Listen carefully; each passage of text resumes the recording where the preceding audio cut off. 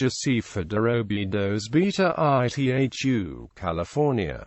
1630 to 22 July 1684, was a Spanish-born Portuguese painter. Her birth name was Josefa de Ayala Figueira, but she signed her work as Josefa M. Óbidos or Josefa de Ayala. All of her work was executed in Portugal, her father's native country, where she lived from the age of 4. Approximately 150 works of art have been attributed to Josefa de Óbidos, making her one of the most prolific Baroque artists in Portugal. In his 1696 treatise on painting, Félix da Costa Mizan counted Josefa among the most important Portuguese artists, writing that she was acclaimed far and wide, especially in the neighboring countries. Biography. Josefa de Óbidos was baptized in Seville, Spain on February 20, 1630. Her godfather was the notable Sevillian painter Francisco de Herrera the Elder. Her father, Baltasar Gomes Figueira, was a Portuguese painter from the village of Óbidos. He went to Seville in the 1620s to improve his painting technique and, while there, married Caterina de Ayala y Cabrera, a native Andalusian, who would become the mother of Josefa. By May 3, 1634, the family is recorded living in Figueira's native Óbidos on the occasion of the baptism of the first son, Francisco. In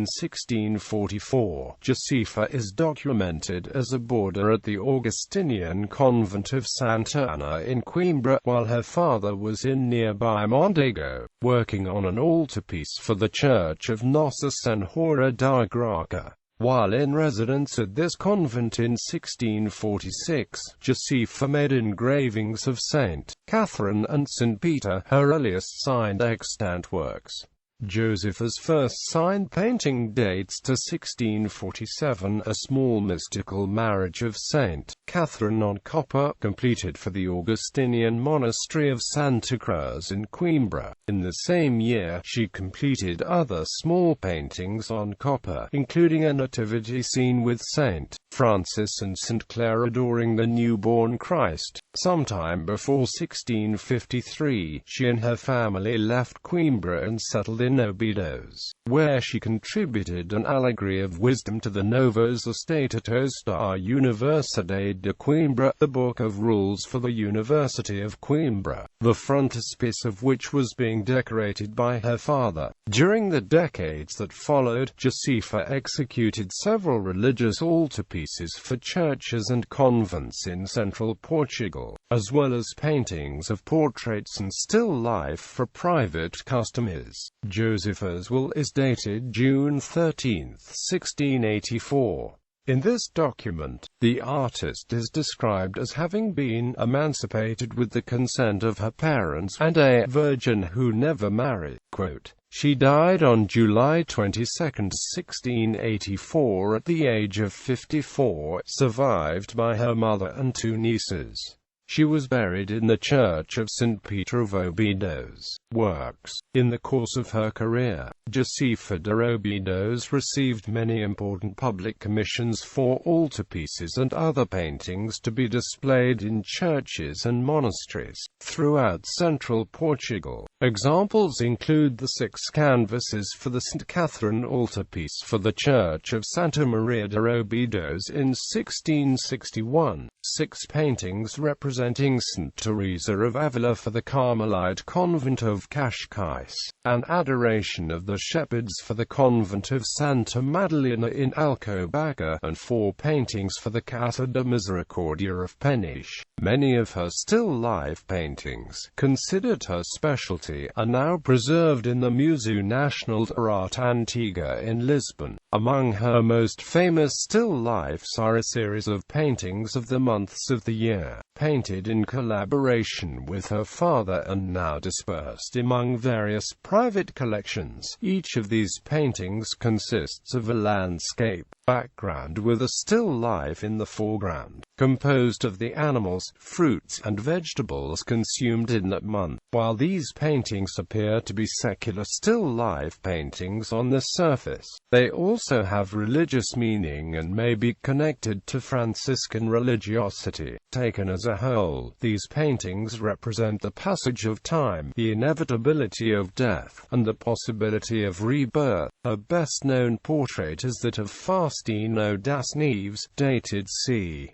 1670, which is in the Municipal Museum of Óbidos. Historiography. Josefa de Óbidos was included several treatises and collections of biographies of artists written in the 17th through 19th centuries. Vitor Serrao has noted that in many of these writings, Josefa de Ayala took on mythic proportions by authors awed by the fact that the artist was a woman. Quote, in 1736, Damião de Fros-Perim praised her talent, beauty, and honesty, as well as her attractiveness. Quote, in the 19th century unpublished text Memórias Históricas e Diferentes Apontamentos acerca das Antiguidades de Óbidos, by an anonymous author, Josefa is described as being well known in and outside the kingdom for her paintings, in which she was unique during the time she flourished, as someone who practiced the perfections of art to notable applause and honest praise, living all her life in chaste celibacy. Quote,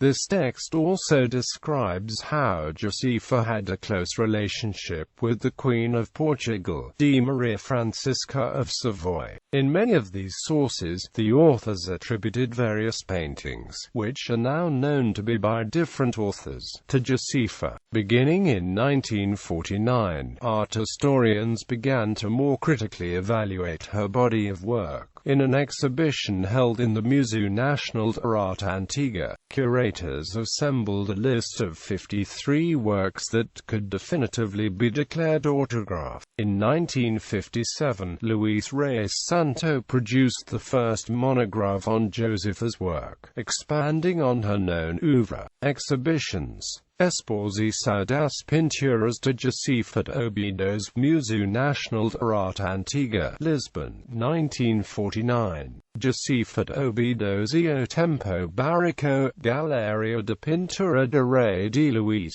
Lisbon, 1991. The Sacred and the Profane. Josefa de Óbidos of Portugal, the National Museum of Women in the Arts, Washington, D.C., 1997.